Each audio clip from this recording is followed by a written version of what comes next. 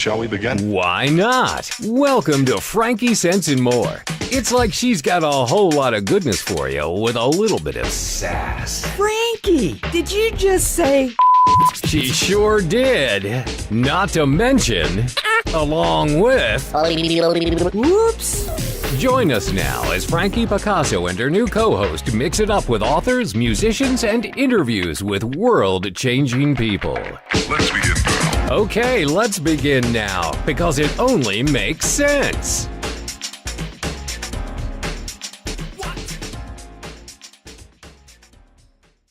Only makes sense. Well, hello, everybody. Welcome to Frankie Sense and More. It's so good to be here. It's been, has it been a week?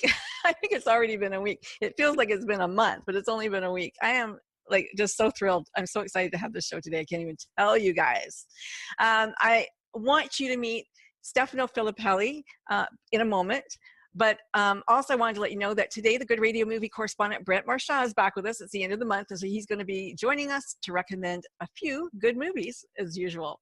You know, as an animal communicator, an activist, and an artist, it does my heart so good to find amazing people like Stefano in the world, to make sure that you know about them. And so when you encounter dogs in this world that need help or understanding, you not only understand what's happening to the dog in his own world, but you also know where to go for help.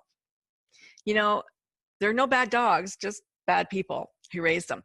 Having said that, there are dogs who have been turned from their sweet nature by circumstance, and with love, patience, and guidance and behavior modification, as we'll talk about, they can begin the healing process. Now, Stefano is a Los Angeles firefighter, as well as the founder and head trainer at Canine Intuition. He's an animal behavior college graduate with a certification in dog training who specializes in behavior modification. His focus is to work with the dogs who are animal reactive, human aggressive, former fighting dogs, fearful dogs, and dogs that need some help to regain their balance. And he's the choice of many California dog rescues who need help to rehabilitate some of their difficult dogs that they rescue so they can find them forever homes instead of the alternative. So please welcome Stefano to Frankie Sense and More. Welcome, and thank you so much for joining me today. Hey, Frankie, thanks for having me. I appreciate it. I was beyond thrilled. You know, I caught your attention with the video of Chance's adoption. That was the first, interaction that I found out about you. And what an amazing video that was. And if you're on the show right now live, you can go to Frankie Picasso, Unstoppable Frankie, on Facebook, and you can watch the video, or you can watch it at on your site, Canine Intuition, on Facebook. How long ago was Chance in your recovery stage? So Champ got to me about about 6 months ago. And he came in just completely broken, completely shut down, having been dropped off on a street by his owners, and literally sat in that same spot until animal control came, completely frozen. And then, he was a rescue only dog, showed some aggression issues and stuff like that. So one of our local rescues adopted him and brought him. Actually, they're from Oregon, but I work with her quite a bit. And I brought him over to me, and I got to work with him. And it took a while, took a long time. And he's actually still looking for a forever home. Oh, is he? Yeah, he is. He's still with me right now, and we hang out every day when I go over there to work. He and I hang out, but finding him a forever home has been a little bit difficult. Pit bulls are hard to find homes for.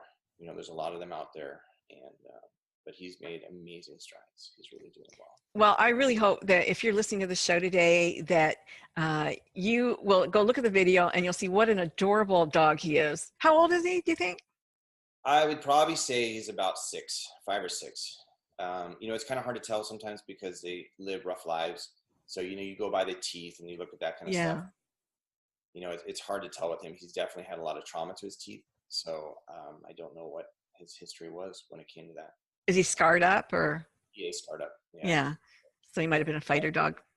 Yeah, either that or just abused in general. A bait dog, yeah. Yeah, there was reports that he had cigarette burns and stuff like that on his body. Oh my God. Some burns that are in more of a spherical shape. So. Well, you know what? As horrible as it sounds, I'm glad that those people gave him up. and just left him because, man, he, you know, hopefully he'll find a great home, right? That's, we can only hope and pray. So you had a dog. You had your own dog, and your dog had some issues. And why don't you tell us about your entry into this world of animal behaviorification? Well, it's funny because, you know, I was a firefighter, and I've had many dogs in my life, and all of a sudden I got this one pit bull, and he was just beautiful. This you know, blue nose, they call him, gray pit bull, and he was gorgeous. Brought him into our house. He did great with my other 2 dogs, and then I started making some mistakes with them. You know, negligent errors, bringing him up to dogs I shouldn't have.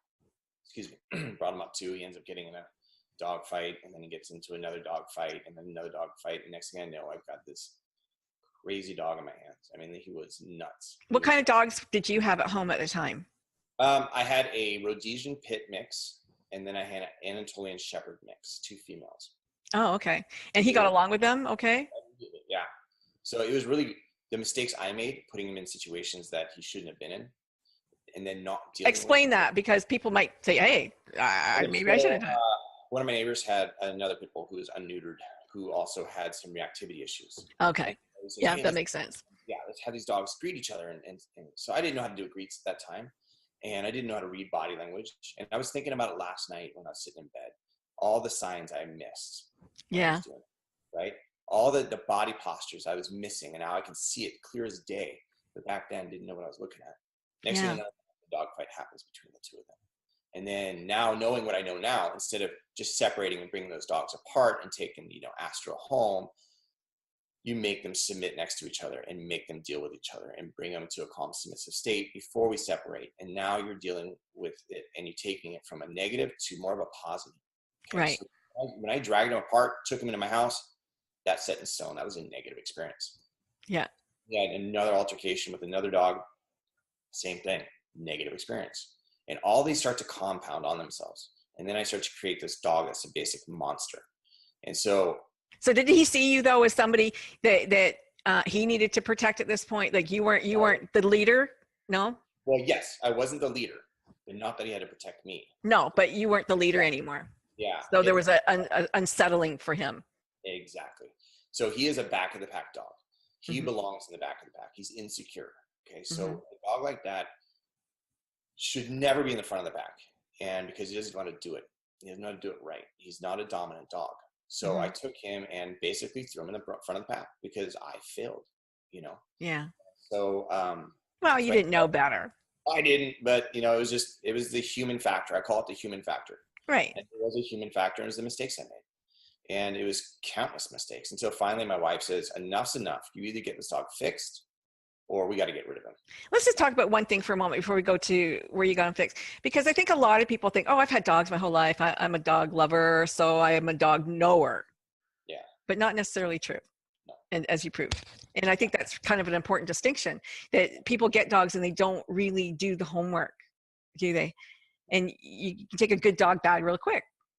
Well, you know, and some dogs are more advanced dogs than others, you know, anything from a pit bull to a German Shepherd to a Rottweiler, they're advanced dogs. You know, not anybody can own an advanced dog if you don't know how to raise the dog.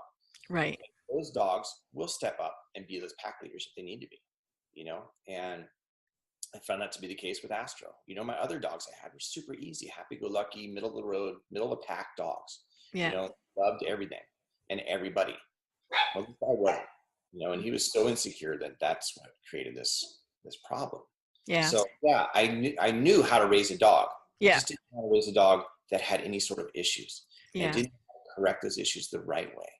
Yeah. Okay. So big problem. Wife's going, okay, dog gotta go, or else I'm going.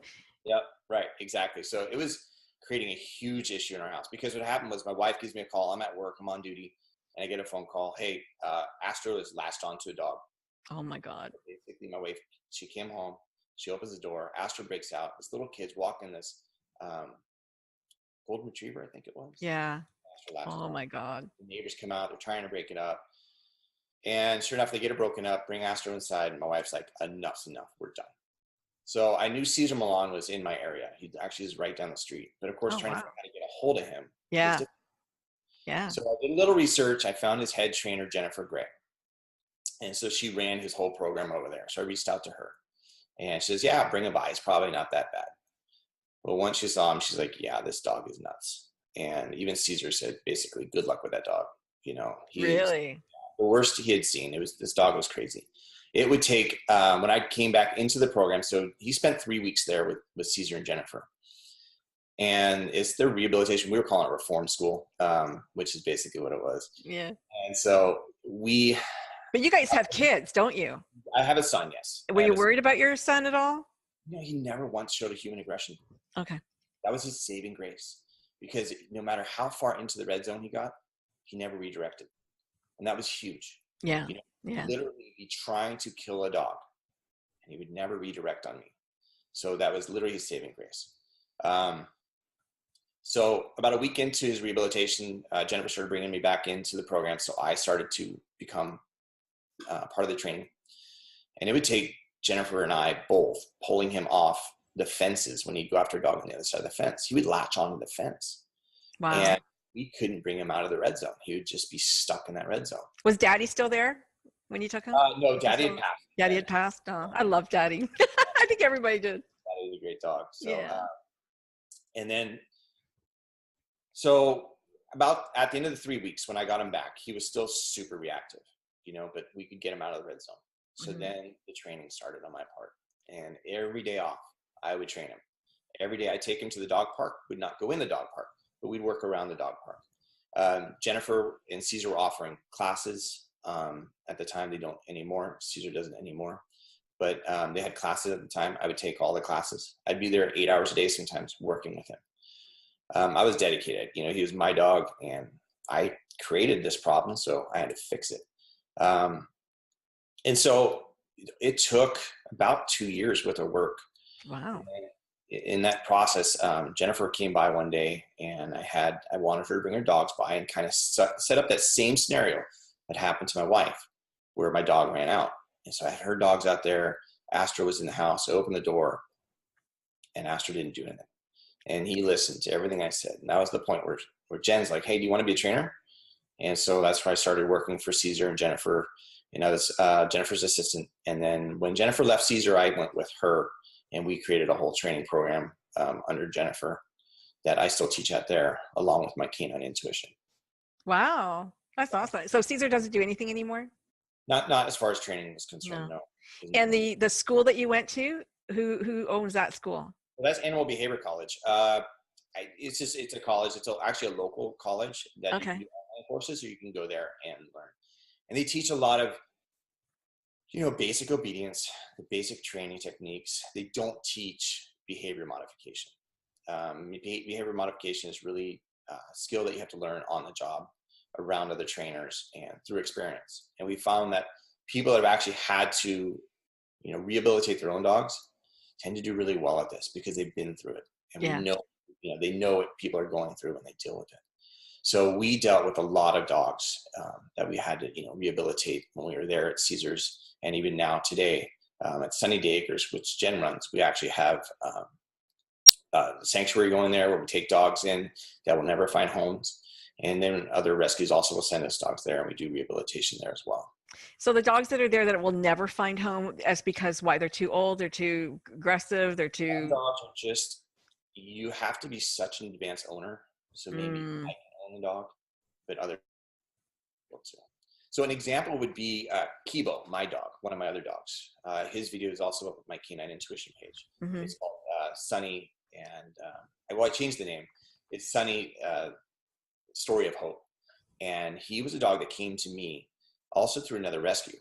And this dog was nuts when I first met him. He went after me, opened up the kennel to get to him, to be able to deal with him. And he just started trying to attack me. And I'm wrestling to the ground, trying not to get bit. And I'm tossing him back in the cell. I'm like, that's it. Not working with that dog. He's nuts. He's too far gone. The rescue begged and begged begged me to work with him again. So I did. And we took him out, put him in a little crate, metal crate that we could take him over to an area where I could work him. He destroyed that metal crate in about a minute, 2 minutes, destroyed it. But that day I got bit by him, but it wasn't bad. But it was the day I saw that, you know what, it was all fear. It was heavily abused, and it was all fear. And so it took solid 6 months worth of work and got him to be really good, but he'll never be that dog that can be owned by other people. And so that's where I brought him to Jennifer, and we created, he was a sanctuary dog. He became a sanctuary dog for Jennifer. And then at one point I needed to help Jennifer out, and I took him home she had to do some maintenance at the yard. So I took him and another dog to my house, and we fostered them for a couple weeks. And I already fell in love with him, but my wife, who was originally like, no way, I've seen what that dog can do. That dog's nuts. There's no way he's going to be in my house. Mm-hmm. And she fell in love with him. And he covered her so good. That was hilarious. He was just chill the whole time.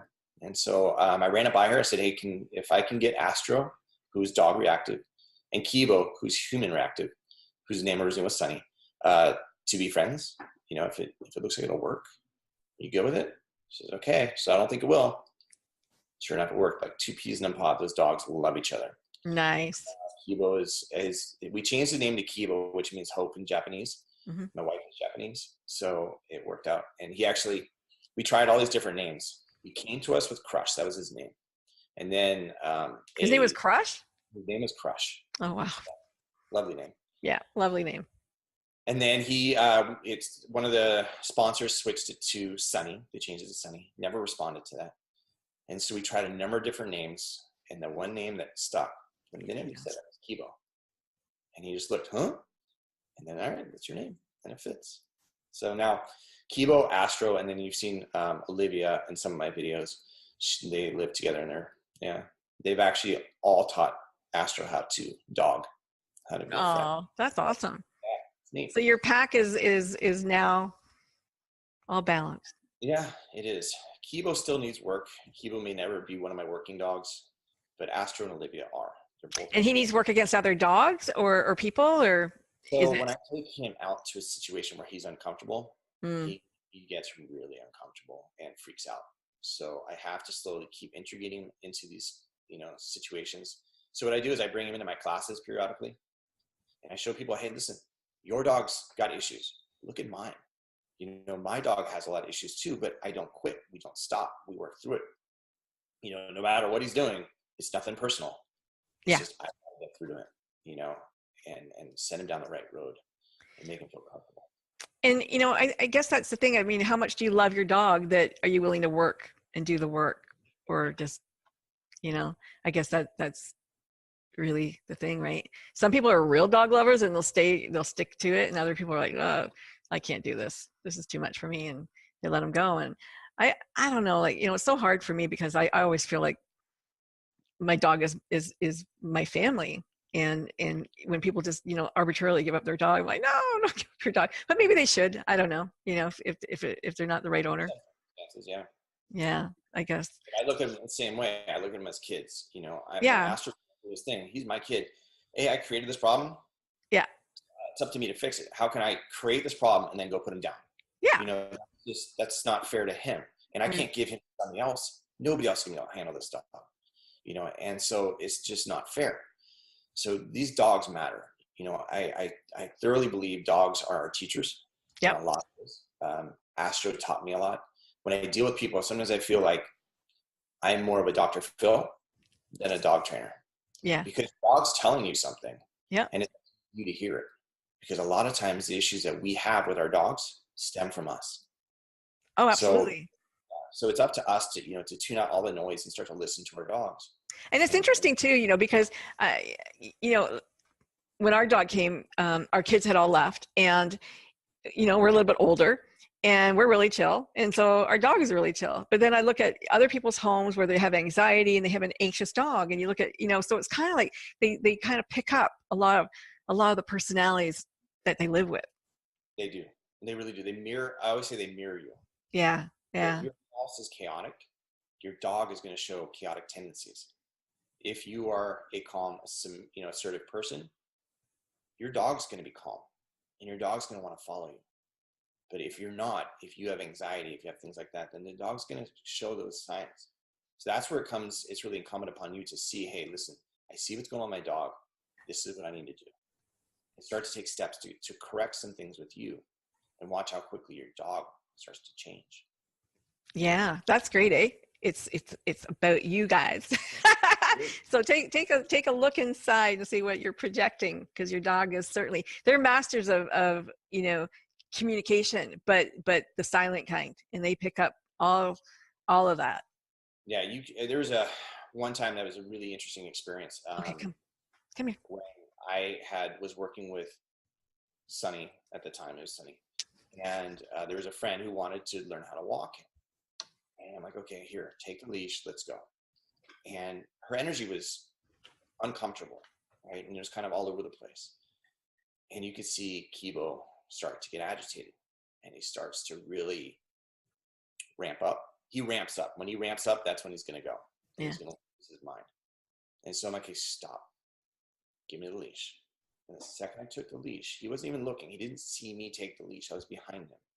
The second I took the leash from her, everything changed. You literally watched him go. It all traveled down that arm, right? To the leash is an extension. Yeah. Well, did you see that? She says, yeah. He just totally changed. I'm like, that's how energy works with dogs. Yeah. That's simplistic. The leash literally is your tether to the dog. And so when you are calm, they are calm.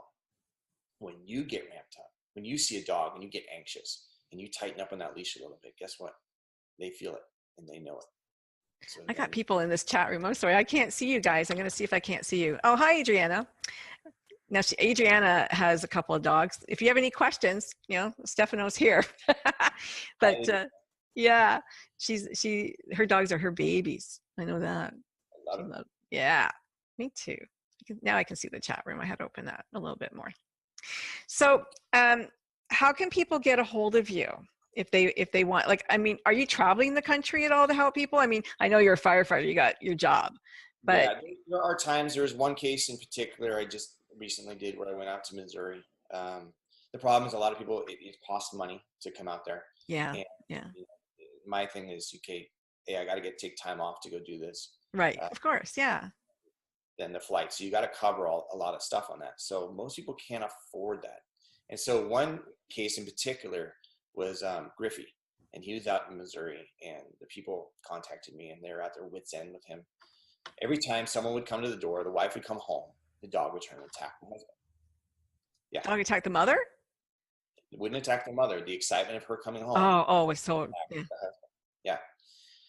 And so they were at their wits' end. They're both, like basically teachers and don't have a ton of money. And so we did a quick fundraiser. I think within 24 hours, we raised the funds to get me over there. I did a pro bono for them.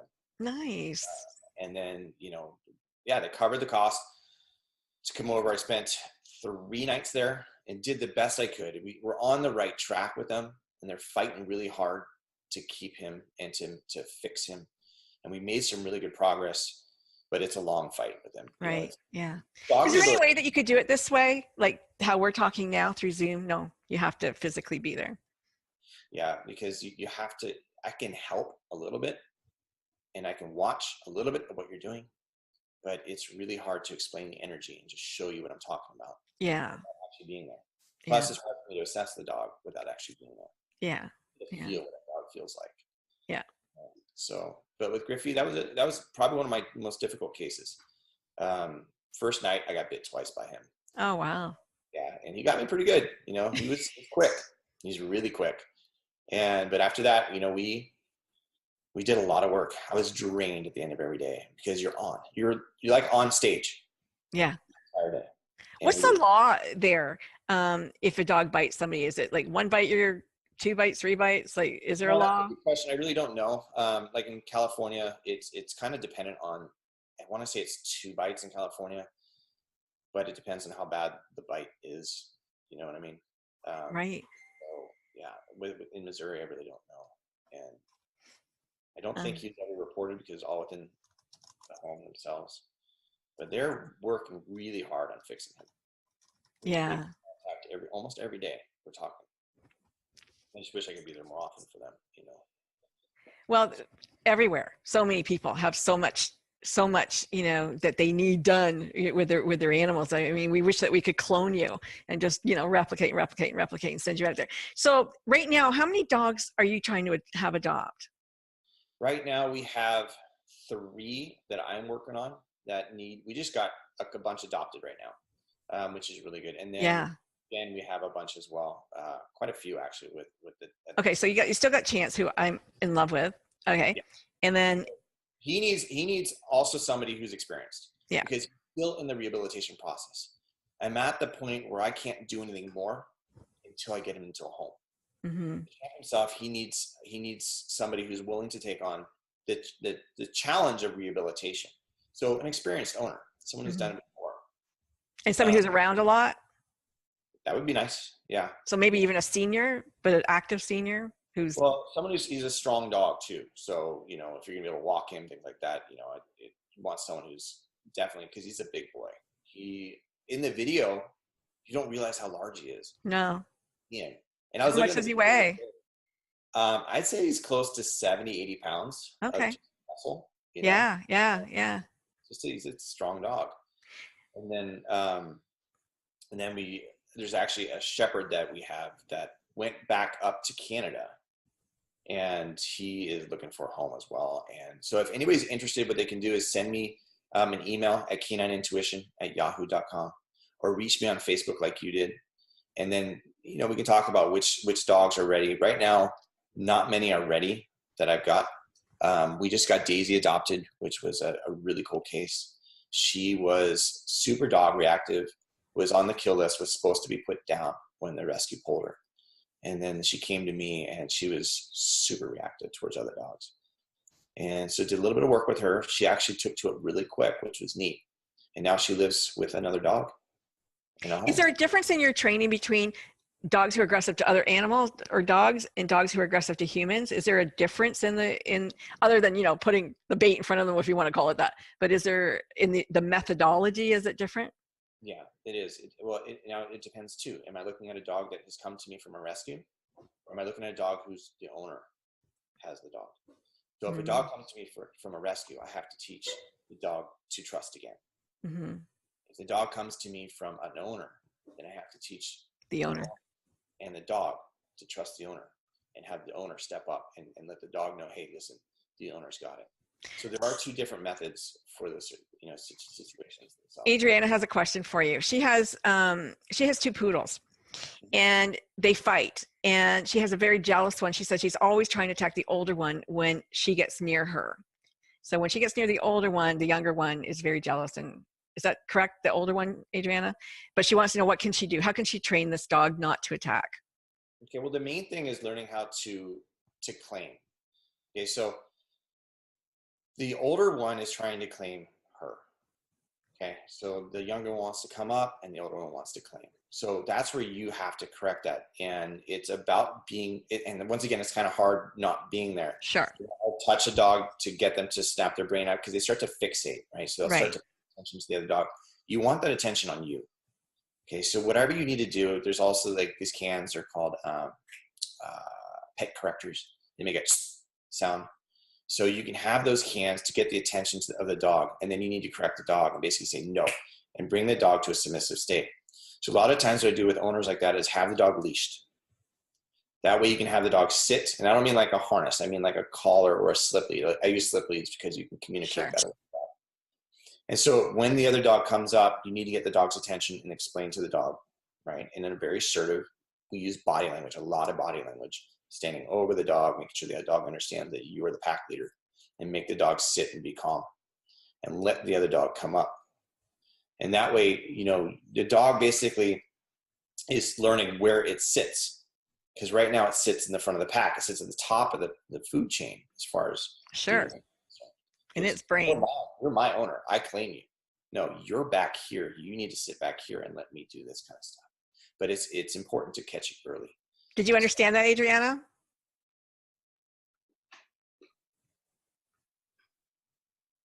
I don't know yet. That makes a lot of sense.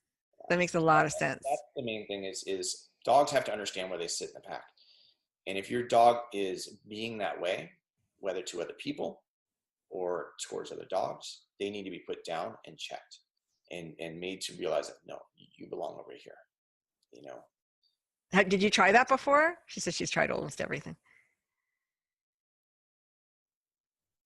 She's in Brazil. Oh, that's a little ways away. It really comes down to how you do it. That's the important She thing. says she seems not to understand anything. Well, at least it's not the language. Yeah. I made her sit many times. It's not just making her sit, it's making her understand that you are the leader of the pack, and that her place is not at the front of the pack, but at the back of the pack or the middle of the pack, but she's not in charge of you, you're in charge of her. Is that right? And the sit is not just to sit. it's She to actually has to submit. She has to be calm. So you're literally hovering over her until she calms down. mhm. And that attention is on you the whole time. So the problem is people say sit, right? Or a dog comes into my room and I'm eating, and the dog keeps getting up to the kitchen.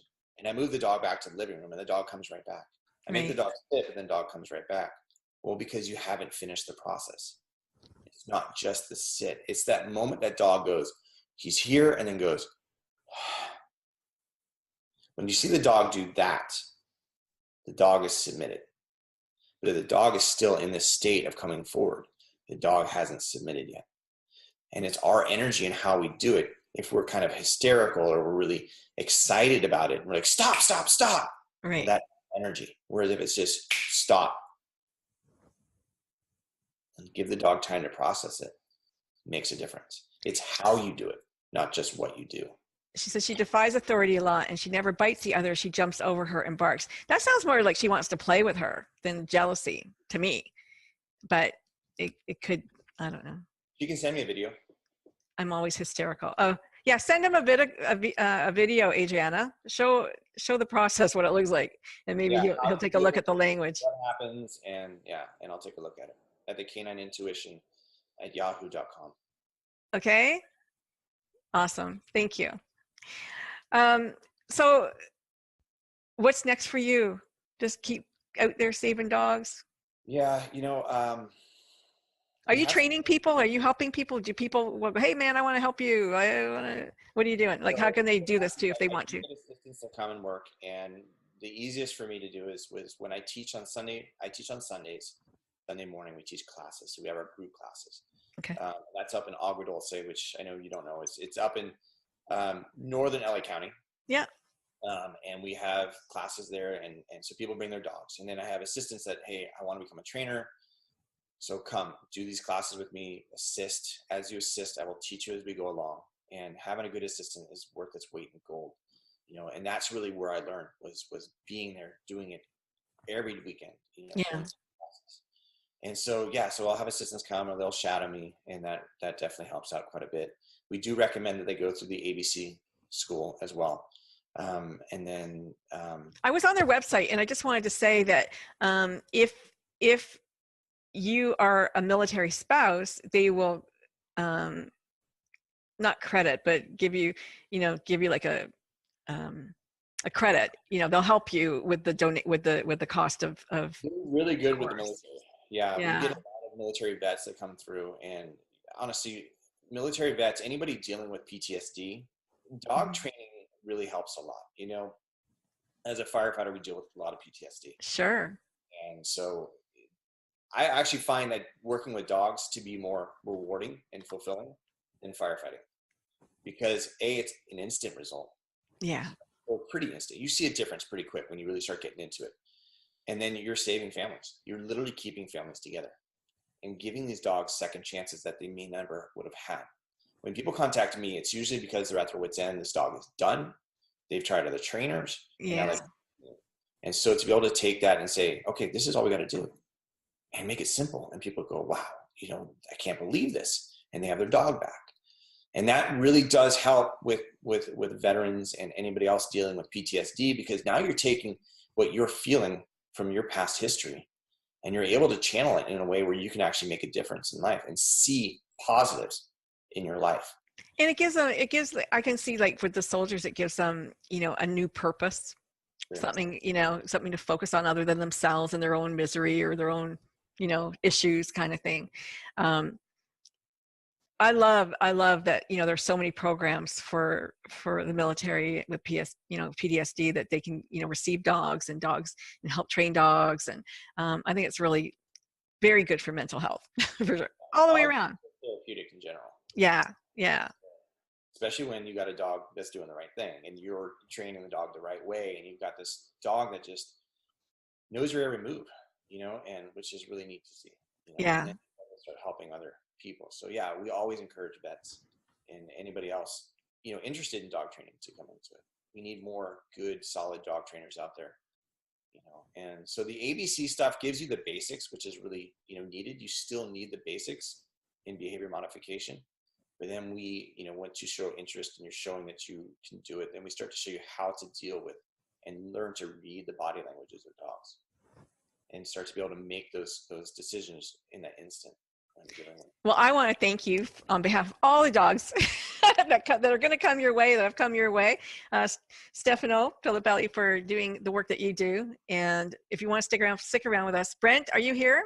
I think you're here. Brent doesn't ever show his face. Oh, come on. I know.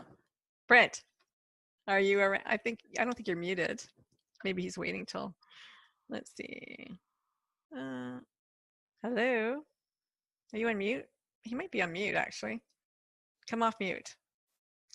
I'm hoping he's listening to us, but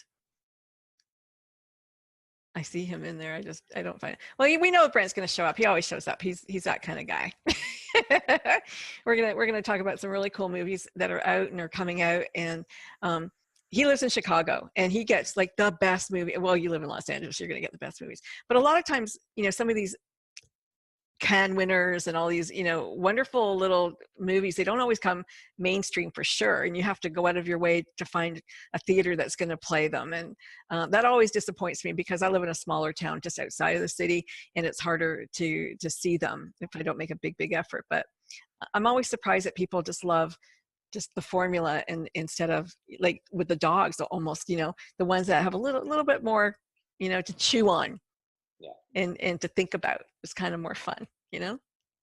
But yeah, I'm just I'm so grateful that you do what you do. I really am. And I appreciate having me on your show. It's neat to get the stories out there. They can also get me on canineintuition.com as well.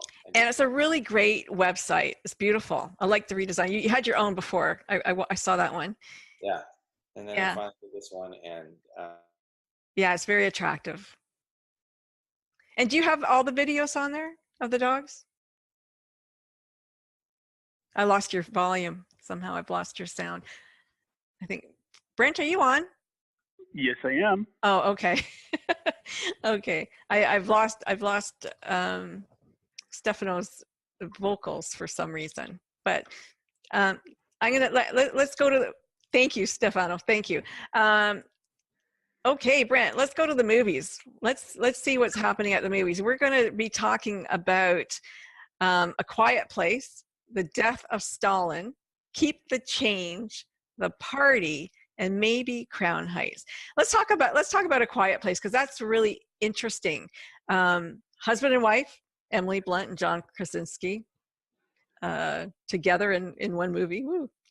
Yeah. This is actually kind of like the It movie of the moment. It's really been tremendously successful. It's part of a genre of movies that's beginning to emerge now, known as smart horror, which is a development I'm really glad to see, because I'm not typically a very big fan of horror movies. Usually it's like too many slashed up bodies and things like that. Excuse me. But this has got an intelligent premise. It's production values and its storytelling manner are just really very well done. Nice. Essentially, it's a story of the Earth has been invaded by a band of vicious predators that hunt on the basis of sound, and every quiet if they want to stay alive, because if they make even a sound even louder than a whisper, before they know it, they have these creatures attacking them and tearing them apart. And it forces people to get creative in terms of the way they convey messages, conduct daily activities, and so on and so forth.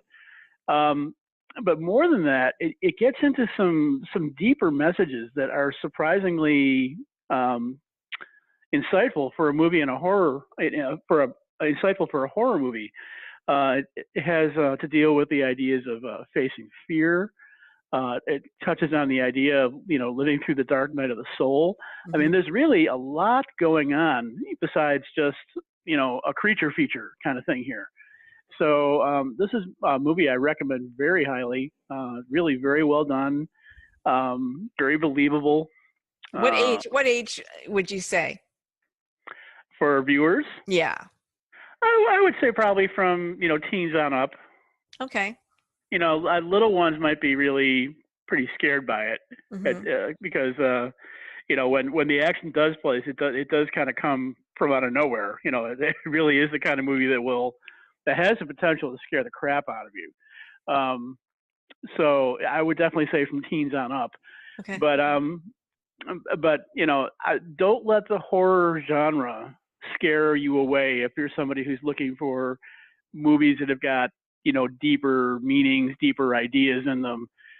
You might typically think I'll never find that in a horror movie. Well, actually you can, and this is a really good example of it. If I had to compare it to something, I would say it's in many ways very similar to the movie that came out in 2002, the M. Night Shyamalan movie Signs. Yes. Where people are dealing with these kinds of issues in that movie as well. Yeah. So it's not just a like let's scare the bejesus out of people and elevate the body count. Yeah. Yeah. And I thought it was really interesting that John Krasinski wrote this, and I don't think he ever expected it to be like a number one on the weekend it gets released, right? And he didn't offer it to Emily at first. And then she read it. She goes, "No, I want to do this. Tell that other actress she has to go." Right? I want to do this. That was kind of interesting. That's the other thing that's interesting too. Is it's really good to see a quality film do well at the box office. Yeah. I mean, it was number one the weekend it opened. It dropped to number 2 the second week, but it went back to number 1 again its third week out. So wow. This is a movie that has tremendous staying power, but it's because it's a really high quality picture that is really worth what was seeing. the movie it was released with? Because I know it had really hard competition and it was still number 1. The second week when it was out, it was up against the movie Rampage, the one about the giant ape. Yeah. Yeah, but it was personally, I don't think there's really any comparison between the two. Come on, The Rock is hot. That's just me, Okay. So yeah, I recommend this one really highly. This will probably be around for a few more weeks because it's just done so well at the box office that I don't see them pulling it out anytime soon, even with the start of the summer movie season coming up, starting this weekend. So wow. All right. Wow. We'll have to go see that, The Quiet Place. The Death of Stalin. Now, I haven't seen it, but just looking at Buscemi and these guys in here, I'm like, this is going to be a very funny movie. Yeah, this is this is a movie that's had tremendous staying power. It's been in theaters now for a month, which is remarkable for an independent film. It's basically it's a satire that tells the story somewhat loosely of the power grab that took place within the Kremlin after Joseph Stalin died in the 50s. Everybody is sort of scrambling to get a foothold to see how they can work to their own benefit and so forth. And they end up climbing all over each other and forming strange alliances and getting caught up in all kinds of really bizarre, funny situations. It's kind of like a Keystone Cops of Russian politics in many ways. So that's so funny. Yeah, it really is. I mean, it's also got a serious side to it because you are dealing with people who were not very nice in terms of their politics and their social programs and the way they treated the people, and so it does have a dark side to it. So that's kind of the cautionary tale side of the picture. But along the way, it delivers a lot of laughs. It's got a great cast featuring actors from the U.S., the U.K., Russia, and all over Europe. So it's a very international production. Wow. The movie was it was actually a British production as far as where it was financed and released initially and so forth. And it did pick up two BAFTA award nominations, which is the British equivalent of the Oscars. Yeah. And very deservedly so, because it's really very, very well done. Like I say, I'm surprised to see that it's still playing in theaters after all this time, because usually movies like this come and go pretty quickly. But that's a tribute to just how well made it is. It was made by a director named Armando Iannucci, who is probably best known as being the creator of the cable series Veep with Julia Oh Louis-Dreyfus. yeah. And he was also nominated for an Oscar for being the co-author of a movie that came out in 2009, which was also kind of a satirical comedy involving international politics called In the Loop, that was starred James Gandolfini. So it's got quite a polished pedigree in terms of the people who were involved in it and the people who made it. Yeah. So I guess I recommend this one highly. See it while you still can, because I don't really know how much longer it will be in theaters. Okay. I'm sure it will. I'm sure it will be coming to DVD probably not too far in the future. But I'm always a big fan of going to see pictures in the theater anyway. So Yeah, no kidding. Stefano, have you seen any of these? You big movie goer? I don't know. I don't know if I still have his volume or not. Keep the Change. This is the one I really want to see. And yeah, this is a charming little movie. It was a low budget independent production. First time feature director named Rachel Israel, who tells the story of a romance between two adults afflicted with autism. And it's really very sweet and very charming, but also it's really kind of wickedly funny in the sense that because you're dealing with characters who have this condition, they don't have the same kinds of filters that most of us do when it comes to social issues and so forth. So they end up doing some things that are really pretty outrageous and saying some things that are pretty outrageous that a romantic comedy or almost any other film for that matter in any other genre could not get away with, were it not for the nature of the characters that are being presented here. And these are real life people, right? Like they're not actors. Yeah, I mean, quite a few of them are people who were afflicted with autism. Yeah. And the director used some very innovative techniques when she was filming. She didn't want to interfere with the spontaneity that she was going to be getting out of her characters, particularly the supporting people. Yeah. So when she was on the set, she was doing things like just turning the camera on and letting it run, rather than yelling the usual stage directions of roll them and cut and all that stuff. That's so she cool. she just filmed whatever transpired, and then edited it down from there to get the best material. So she did a tremendous job with it. Like I say, the movie is really very sweet, very warm, very touching, very funny. It's finishing up its theatrical run over the next couple of weeks probably, and then we'll be coming to DVD shortly after that. Yeah.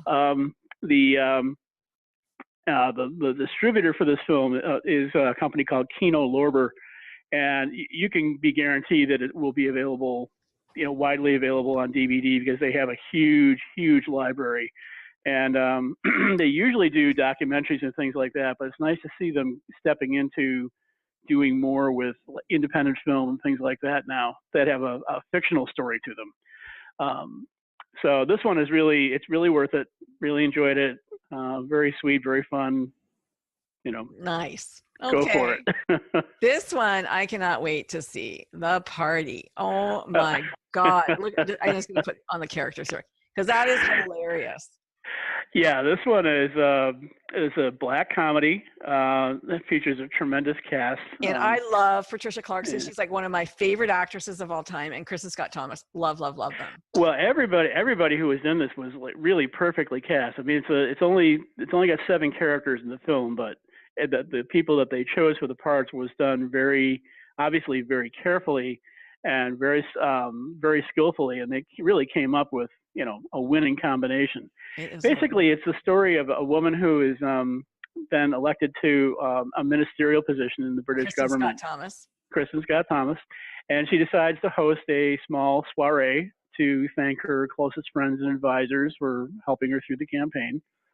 And it starts out with the best of intentions, being a celebratory evening, but not long after it gets going, her somewhat out of it despondent husband, played by Timothy Small, makes a major revelation that he's terminally ill, which of course completely throws a damper on the celebrations and actually opens a can of worms for virtually everybody who's there, because it leads to revelations from the other guests, some of which involve some very deep, dark secrets involving the relationships between everybody who's present or themselves individually. And it just completely changes the mood completely. It goes from, what was supposed to be a happy occasion to being one that's full of a lot of soul searching and emotional, roller coaster issues and so forth. But it does so in a way that's really funny. And it's very the clever. humor, Yeah. it's very clever. The humor is very dark, I will admit. This is not something that, you're going to think, oh, isn't this cute and charming and funny? It really gets you thinking about some of the stuff that's being revealed. It really also kind of delves somewhat more seriously into themes related to the perils that come from not being honest either with others or even with oneself. So you're getting kind of you're getting a message with the comedy, which is important, but it does so in a way where it's not so heavy-handed that you're going to say, oh, I can't wait for this to end, anything like that. Yeah. So a really good example of a conscious movie, Yeah, it really is. And the other thing I loved about it too is the fact that the movie is filmed in black and white. And that's something you don't see a lot of directors doing these days. But in terms of the subject matter of the story, having a black and white cinematography for a movie like this really suits the nature very well, because things do become very black and white in their lives very quickly once these revelations start coming out. So this one is going to it's finishing up its theatrical run over the next 2 weeks or so, and then will be coming to DVD. I believe it's on May 8th. So if you don't catch it in the theater, you'll be able to get it on demand either by video streaming or DVD or something like that. So. Okay. Do you want to do Crown Heights? Sure. Okay. Yeah, let's do Crown Heights. Okay. This is based on a true story of a man named Colin Warner, who is a man who was wrongly convicted of a crime that he did not commit and spent 21 years in prison for it. It follows the process of what he went through in terms of having to adjust to these new circumstances that were completely unexpected, and all of his supporters who were working to get him removed from prison, because he was put there on the basis of what was really very sloppy police work. Oh, wow. I mean, and it was really quite a miscarriage of justice, because not only did he not commit the crime, but he ended up doing more time in prison than the person who actually did. Oh, jeez. Yeah. So it's kind of a real gut-wrenching film in some ways, not to the point where it's gratuitous or overpowering, but certainly makes you feel very strongly for what this character is going through, because of the rampant injustice and ineptitude that put him into this circumstance in the first place.